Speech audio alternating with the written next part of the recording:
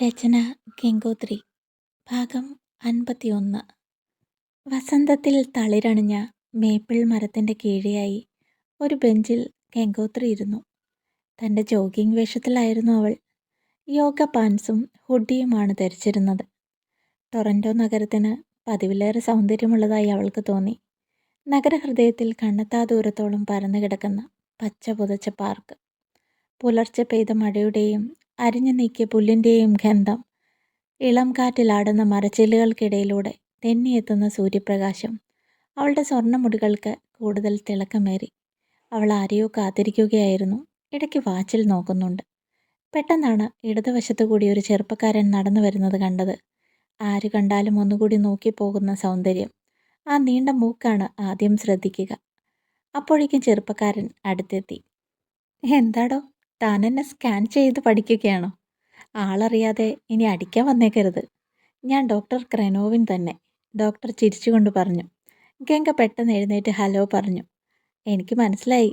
പിന്നെ എന്തോ ഒരു കുറവുണ്ടല്ലോ എന്ന് ഞാൻ നോക്കുകയായിരുന്നു. പിന്നീടാണ് മനസ്സിലായത്, മീശ. ആ മീശ കൂടി ഉണ്ടായിരുന്നെങ്കിൽ കുറച്ചുകൂടി ഗ്ലാമർ ആയേനെ. അവളും ചിരിയോടെ മറുപടി നൽകി. പിന്നെ എന്താണ് ക്വീൻ ഇങ്ങോട്ട് വന്നത്? അപ്പയെ കാണാൻ നേരെ നാട്ടിലേക്ക് വരുമെന്നാ ഞാൻ വിചാരിച്ചത്, ക്രെനോവിൻ പറഞ്ഞു. ഗംഗ അത്ഭുതത്തോടെ അയാളെ നോക്കി. കാരണം ഒരേ ഒരാൾ മാത്രമേ തന്നെ അങ്ങനെ വിളിക്കൂ. അതവളുടെ പ്രിയപ്പെട്ട കൂട്ടുകാരി കൗസു ആയിരുന്നു. ക്രിസ്തീയ എന്നാണ് അവളുടെ പേര്. കൗസു എന്ന് അടുപ്പമുള്ളവർ വിളിക്കും. തൻ്റെ ജീവിതത്തിലെ മറ്റൊരു ഷോക്കായിരുന്നു അവളുടെ മരണം. വെക്കേഷൻ സമയത്ത് ഫാമിലിയായി വേളാങ്കണ്ണിയിൽ പോയതാണ്. ആക്സിഡൻ്റ് ആയിരുന്നു. ഒരു ലോറിയുമായി ഒരുപാട് മണിക്കൂറുകൾ കഴിഞ്ഞാണ് അവരെ ആശുപത്രിയിൽ എത്തിക്കുന്നത്. അവളുടെ മാതാപിതാക്കളും ആങ്ങളെയും ആൻറ്റിയും അങ്കിളും അവരുടെ മക്കളും ഉണ്ടായിരുന്നു. അവളുടെ പപ്പ സ്പോട്ടിൽ തന്നെ മരിച്ചു. ആശുപത്രിയിൽ കൊണ്ടുവന്ന പിറ്റേ ദിവസം തന്നെ ക്രിസ്തീയ ബ്രെയിൻ ഡെത്തായി. അവളുടെ ആങ്ങളയുടെ ആന്തരിക അവയവങ്ങൾക്ക് ക്ഷതം സംഭവിച്ചിരുന്നു. ഒടുവിൽ അവളുടെ അവയവങ്ങൾ ആങ്ങളയ്ക്ക് വെച്ച് ആങ്ങളയെ രക്ഷിച്ചു. അങ്കിളിൻ്റെ കുട്ടികളിൽ ഒരാളും മരിച്ചു. എന്താടോ, താൻ തൻ്റെ സ്കൂൾ കാലഘട്ടത്തിലേക്ക് പോയോ? ശരിക്കും പറഞ്ഞാൽ 10ാം ക്ലാസ്സിലേക്ക്. കൗസ് ഓർമ്മയിലേക്ക് വന്നു അല്ലേ? ഓർമ്മകൾക്ക് മരണമില്ലല്ലോടോ. നിങ്ങൾ തമ്മിൽ എങ്ങനെയാ കണക്ഷൻ? ഗംഗ ചോദിച്ചു.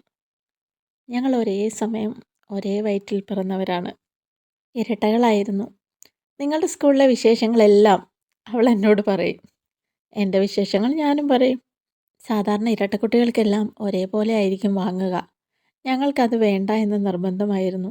അതുകൊണ്ട് തന്നെ എല്ലാ കാര്യത്തിലും വ്യത്യസ്തരായിരുന്നു ഞങ്ങൾ. സ്കൂൾ പോലും വേറെയായിരുന്നു. അവൾ എന്നെ ക്രസ് എന്നാണ് വിളിച്ചിരുന്നത്. അതൊക്കെ പോട്ടെ, താനിനി അതിനെക്കുറിച്ച് ഓർത്ത് ടെൻഷനാവണ്ട. നമുക്കൊന്ന് നടക്കാം, ക്രെനോവിൻ പറഞ്ഞു. ഡിക്രൂസ് എന്നെ വിളിച്ച് പറഞ്ഞിരുന്നു. ഡോക്ടർ നമ്പർ ചോദിച്ചു, ഞാൻ കൊടുത്തു എന്നൊക്കെ. അപ്പയ്ക്ക് എന്തെങ്കിലും പ്രശ്നമുണ്ടോ? എന്തായാലും ഡോക്ടർ തുറന്നു പറഞ്ഞോളൂ. എവിടെ വേണമെങ്കിലും നമുക്ക് അപ്പയെ കൊണ്ടുപോകാം. താൻ പേടിക്കുന്നത് പോലെ അപ്പയ്ക്ക് ഒരു കുഴപ്പമില്ല.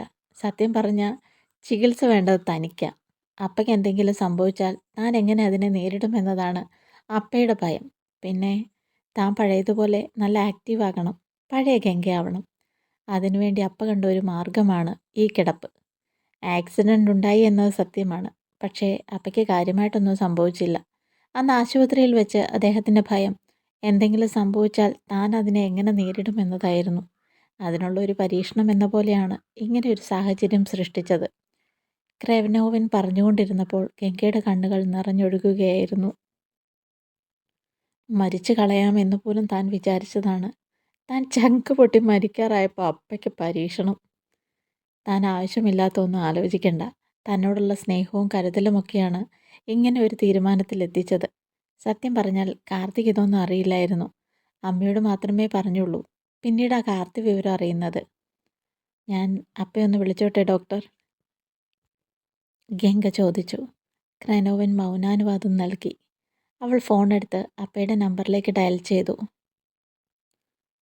മറുതലയ്ക്കൽ ഫോണെടുത്തപ്പോൾ ഗംഗ വിളിച്ചു. അപ്പാ. എന്തടി മോളെ? നോക്കിക്കേ, എത്ര വേഗത്തിലാണ് എനിക്ക് എൻ്റെ പഴയ ഗംഗയെ തിരിച്ചു കിട്ടിയത്. ബിസിനസ്സൊക്കെ എത്ര കൃത്യമായിട്ടാണ് നീ നോക്കുന്നത്.